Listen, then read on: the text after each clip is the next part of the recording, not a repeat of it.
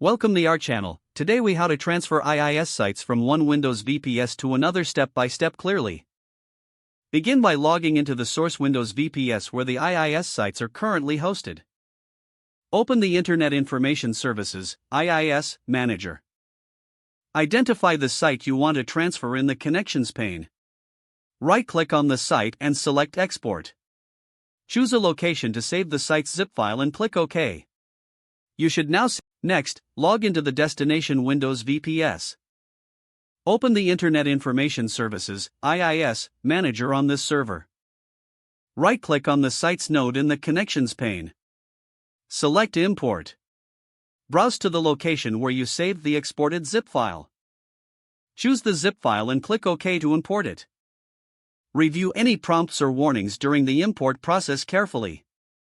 Once the import is complete, the site will appear in the list of sites on the destination server. Next, configure the site bindings to ensure they match your requirements. Make sure to update any database connection strings if the new server has a different database setup. Test the site by navigating to the URL in your web browser. Verify that all functionalities are working as expected. If everything is in order, your IIS site has been successfully transferred from one Windows VPS to another. If the page does not load, refresh the browser or try again in a private or incognito window. Make sure you are using the correct email address, then retype it carefully to avoid small typos. If your password is not accepted, use the reset option and create a new strong password you can remember. Check your spam folder for verification or security emails, then complete any requested confirmation steps. Enable two-factor authentication if available to improve account security and reduce unauthorized access risk.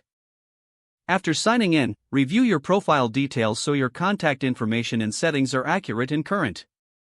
If you see an error message, note it down and try again after restarting your device and internet connection. Log out when you finish, especially on shared devices, to keep your account and payment information secure. If the page does not load, refresh the browser or try again in a private or incognito window. Make sure you are using the correct email address, then retype it carefully to avoid small typos. If your password is not accepted, use the reset option and create a new strong password you can remember. Check your spam folder for verification or security emails, then complete any requested confirmation steps. Don't forget to like this video and subscribe to our channel for more step-by-step tech guides.